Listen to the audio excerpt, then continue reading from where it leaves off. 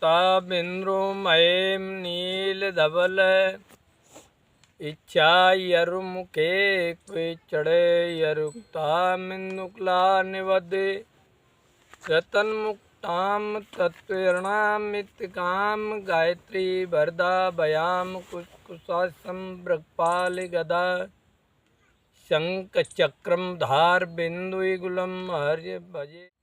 इस संसार में आदमी क्यों परेशान, दौलत से परेशान है?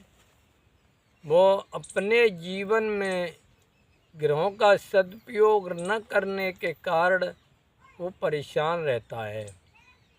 सब ग्रहों का कहीं न कहीं महत्व है।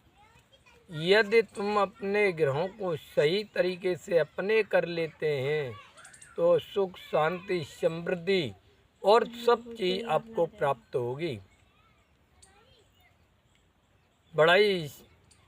बड़ा काम नहीं है, बहुत ही सिंपल काम है। अब जैसे हमें सूर्य हमारे समृद्धि पराक्रम का स्वरूप है, प्रकाशवान है, तो सूर्य को हमें अपने अंदर कैसे प्रकट करना है? वो पिता के चरणों के द्वारा छूने से वो सूर्य प्राप्त हो जाते हैं। बड़े ही पराक्रम प्राप्त होता है, उसके तीव्रता बढ़ जाती है।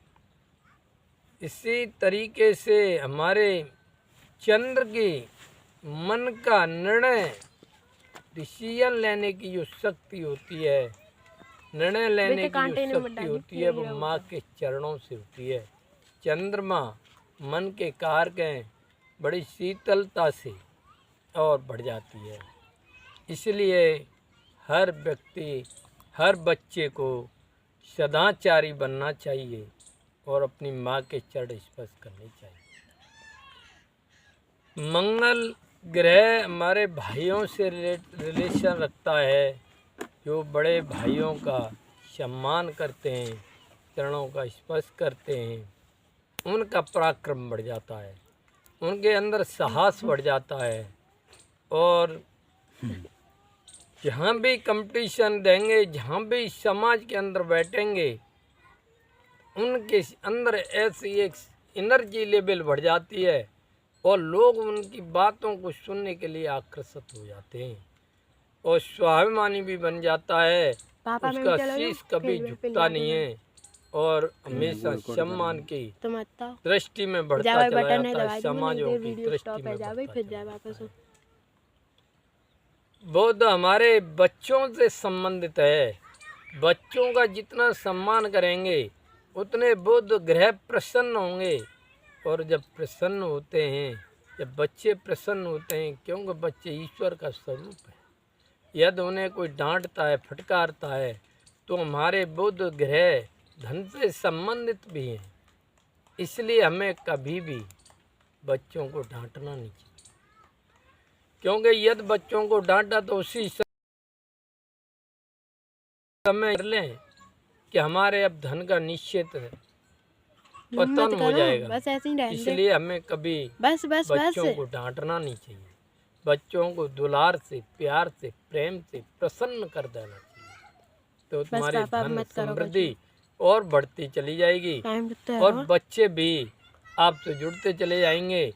और आप बच्चा स्वरूप जो है, चाचा 5 मिनट से ज़्यादा मत करिए वीडियो है अभी तो। बृहस्पति ग्रह, जो बृहस्पति ग्रह हमारे वृद्ध जनों से है, जो बाहर के लोग जैसे वृद्ध अवस्था के होते हैं, उन्हें आप सम्मान करेंगे, उनका चरण स्पर्श करेंगे, जो भी आपका मार्ग है, जो लक्ष्य है, उससे आप प्राप्त कर जाए। ये बड़ा ही सुंदर नियम और संस्कार होता है। क्यों ऐसा होता है? जब वृद्ध व्यक्तियों का आप सम्मान करेंगे तो उनकी एनर्जी, उनकी जो आत्माओं की एनर्जी है, जो ऊर्जा है, जो चक्र है, वो आपको आशीर्वाद के रूप में वो प्राप्त होता है। किसी भी मार्ग पे आप निकल जाएंगे, उस मार्ग में सफलता को ही हासिल करते जाएंगे। ये बड़ा ही सुंदर विचार होता है, ये संस्कार। तो ये ग्रह हमारे घर के अंदर ही प्राप्त होते हैं, कहीं बाहर हमें घूमने की ज़रूरत नहीं है। तो इसलिए हमें बृहस्पति ग्रह का ध्यान रखते हुए वृद्ध लोगों का सम्मान करना चाहिए।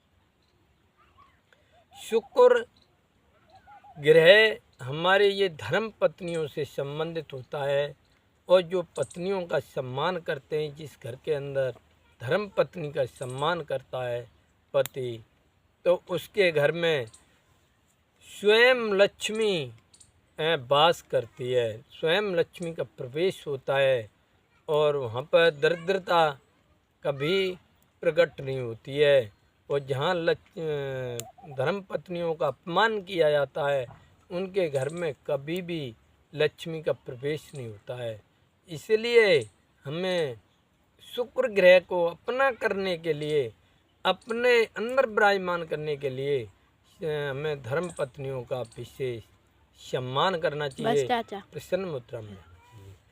और यहाँ शनि देव ग्रह, जो शनि देव ग्रह हैं, वे भी हमारे घर के अंदर कैसे विराजमान होते हैं।